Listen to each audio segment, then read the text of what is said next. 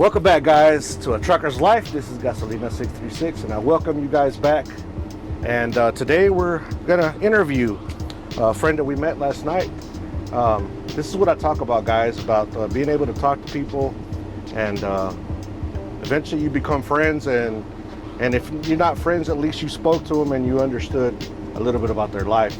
So I'm gonna let him introduce himself, his name and where he's from, and a little bit of details about him, and go ahead. Oh, hello. Yes, I met this young man last night. My name is Mr.Jackson. Been driving about 23 years. Currently driving for a company out of Dallas, Fort Worth area and stuff. I'm originally from Corpus Christi, Texas. All right. So tell us a little bit about how the things have, the trucking industry has changed from when you first started driving trucks. Like, tell us about what were the good things about back in the days. Oh wow! I started back in 1996. I mean, there was no ELD. You ran paper logs, so you basically could make, put it like this, you could make money off of the paper logs. And now we have the ELDs, which, you know, my opinion is that they're controlling the trucking industry, so you can't make the money like you used to make. Another thing is seems like, you know, the rate, the price of freight has went down a lot since, you know, back in those days. Like I've noticed that, you know, what I made back in the 90s was more than what I make today. Yeah, that is very true. It kind of just stayed back there, and it hasn't caught up with everything else. The rates just stayed behind, and all the regulations just went up for us. Yeah. Tell us a story. Well, you run cross country, right? Basically, I run Midwest and Southeast. Okay. I have the option to go out west, but me personally, I don't care for the West Coast. Yeah. And guys, what we were talking about last night was that he's run up in the mountains, of course, with his years of experience, and we talked about driving trucks without jake brakes. Now, for all my all the people that watch that don't know about trucks, jake brakes is something that slows the engine down to be able to go down a mountain without burning your brakes out. We talked about it not too long ago about that gentleman that lost control in Colorado and ended up killing those innocent people because of, you know, the mistake, of him being a rookie, really, basically. But that has to do with the jake brakes. So our friend here he's driven trucks without jake brakes before, and that's a lot of skill. And that's something that I can't tell you that I have skill on, because I've never driven a truck that was made with no jake brake. Now, I've had jake brakes go out before, but I've never driven one that was made without one. So, you know, he's driven down the mountains, and you know, tell us, how did you guys do it back then? Oh, it was really simple. If you go up, climb the mountain in fifth, sixth gear, you know, you want to come down. You want to come down in a lower gear, and just watch your RPMs. I always, you know, kept my RPMs, you know, around 1,300 and stuff, because the RPMs get up to around 1,500. Most of the time, you're gonna lose it. You know, you're gonna smoke your brakes, burn your brakes. You know, could kill somebody, kill yourself. So as long as you watch your RPMs, and, you know, there's a little trick to it. A lot of people will tap them 3 times. You know, they'll tap them 3 times. You know, and keep the speed down and stuff. You never want to get on them real hard, because you're gonna lose them before you get to the bottom of the mountain. And you ever had a moment where you were close to losing control and oh yes. Oh, I'll never forget this one. This one always sticks in my mind. I was coming down I want to say out of that little tri-state deal right there, Virginia, Tennessee, and West Virginia. I was coming down there, probably 77. And the roads back then aren't like they are now. They're a lot worse.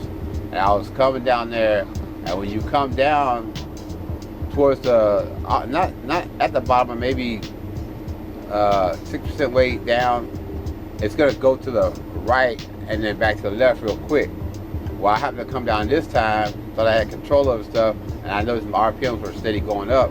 So I had to, get control of stuff. Like, I was literally standing up, looking down the mountain and stuff, and I looked at my mirror, and I see my brakes starting to smoke and stuff, and I was like, man, I got 8,000 pounds here, and I don't think I'm gonna be able to stop, because when you get down there, you gotta hang a right and then hang a left. So, truck driver's turn, yeah, I made a mess in the seat, put it that way.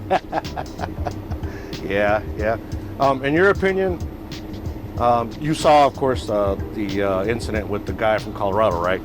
No, I didn't hear about that. You didn't hear about that one? Oh, okay. I just you mentioned it now. I was like, wow. Yeah. A little backstory. He was coming down the mountain. He'd only had a few months' experience coming down the mountain, fully loaded in Colorado. And he basically lost it and kept going. He missed all the ramps, right? And he kept going, and ended up killing a few people at the bottom of the hill. But what I was explaining also is, when you're in a situation where something could happen, like life and death situation, you have that tunnel vision. And in my opinion, his inexperience and his tunnel vision didn't allow him to think about going into that ramps, right? Right.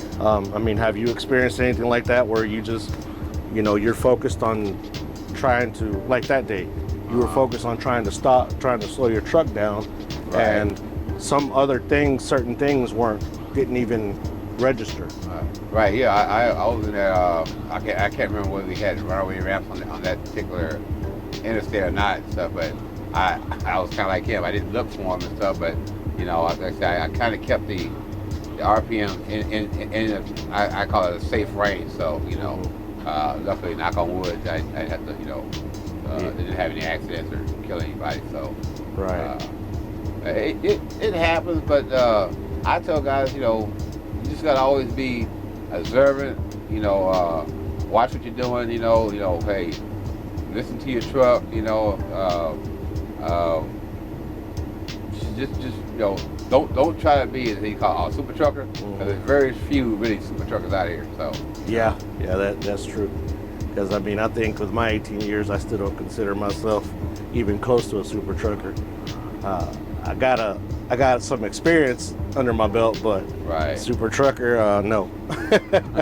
No, hey, the thing about it is, you never quit learning out here. When you think you know it all, learn it all, it's time for you to get off the road, because you are going to hurt somebody. That's true. When I used to train, I used to tell them, I said, the truck is going to do what you tell it to do, but you have to also respect it, because in that instinct, in that moment where you decide that you're the king of the truck and you're going to make it do, that's the instant it's going to kill you, because you quit paying attention. Quit paying attention, and now you're like driving in ice and snow.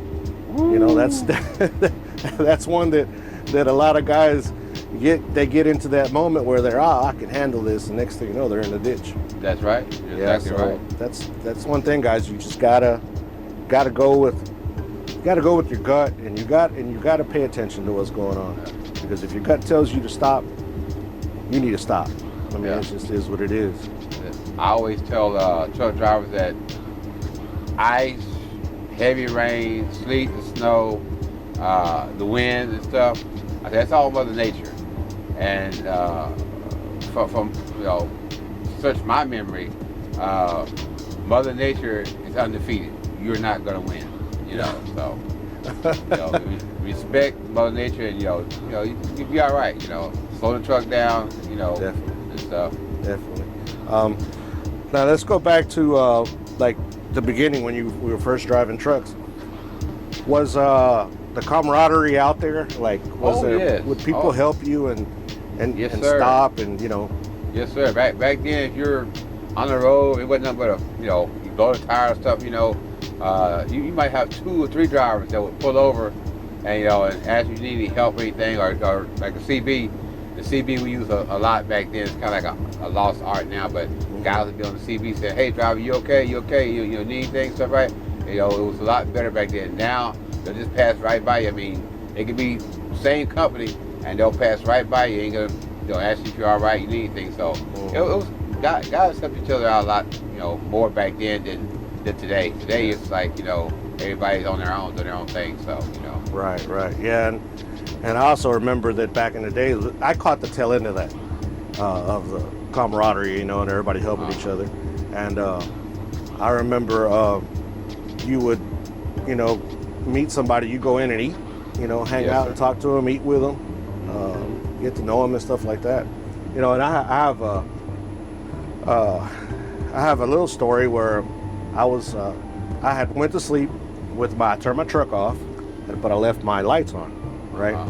And when I got up in the morning, well, of course, the truck was dead. I took the battery box off. It was a Peterbilt. I took the battery box off, and I was at a rest area, so I had nobody to help me. About an hour after that happened, a guy pulled up. I wish I remembered his name, but I don't remember his name. He pulled up and he said, "Yeah, man," he goes, "I saw that on my way up to deliver, I saw that you were broke down over here." He said, "And I made a point that I was going to come back and check on you when I came back." And I was, and I was like, wow. So he did everything he could to get me running. He actually, we didn't have cables, so he aired up the lines on my truck, and then he pulled me and pull started me. Oh, okay. Okay. Yeah, that was great. Yeah, and he told me, and I told him, I said, "Hey man, let's go to the next truck stop, and I'll buy you dinner." He said, "No, driver." He said, "The only way you're gonna pay me is by helping the next person you see that needs help." Needs help, yeah. And that has stuck to me to this day, and that was early on in my career, and that has stuck to me to this day. So anytime I see something like that, that's how I do it. And then the way to repay me is by helping out the next person too. Right. And that's what basically I'm trying to do with this channel is let people see not only our life out here, that is not just being behind the wheel. There's actually a real person behind the wheel of this truck with real problems. Right. And and we got families and whatever. We have all this stuff in. And also want to show people that truck drivers have big hearts, and we help people out. A lot of drivers in cars always like, oh, truck drivers are always just trying to run us off the road and da-da-da-da, but that's not the case. There are some, donkey's butts out there right. that do that. But there's also the same to say about cars too. Right. So, I mean, there's always that one or those few that ruin it for the rest of us. But we are great people, guys, out here.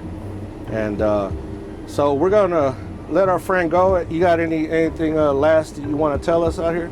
Oh, no, just say, as far as for the four-wheelers out there, like he said, we're not bad guys. A lot of the stuff that y'all hear, that's old school stuff that really was for I started driving trucks, It's not. It's really not that way anymore. Truck drivers today are, they're people just like you are and stuff. So, and I like to tell them that don't play around the trucks. You either get way ahead of them or behind them, because you never know what kind of day that driver's having. It could just had somebody pass away in his family or whatever, stuff. So you don't know what kind of day he's having. So don't play around the trucks. Get ahead of them or get behind them, whatever. Don't play around with them. Right. Well, man, we appreciate you, and you're also a service member, served in the Army. Yes, sir. And we greatly appreciate what you've done for us, for our freedom. And with that being said, guys, remember what I always tell you: please be good to one another, help out one another. Anybody that's contemplating suicide, please help them get help. Our servicemen and women every day commit suicide because of problems they had it while they were in the military that stuck with them. Please be that rock for them, help them get to the right people, and tell them how much we love them, because we don't want to see them go, because the people that they leave behind will remain in pain for the rest of their lives. That's right. So again, guys, thank you guys for joining me one more time. Thanks, my friend here, for being our first one that we interview in person. Oh, wow. Didn't tell me that. I didn't tell him that. Right. Well, I appreciate the opportunity, you know, and whatever we talk about, if it's of somebody out there, I mean, hey, you know, God bless you. Oh yeah, God bless you guys for sure. So with that, see you guys later. Peace.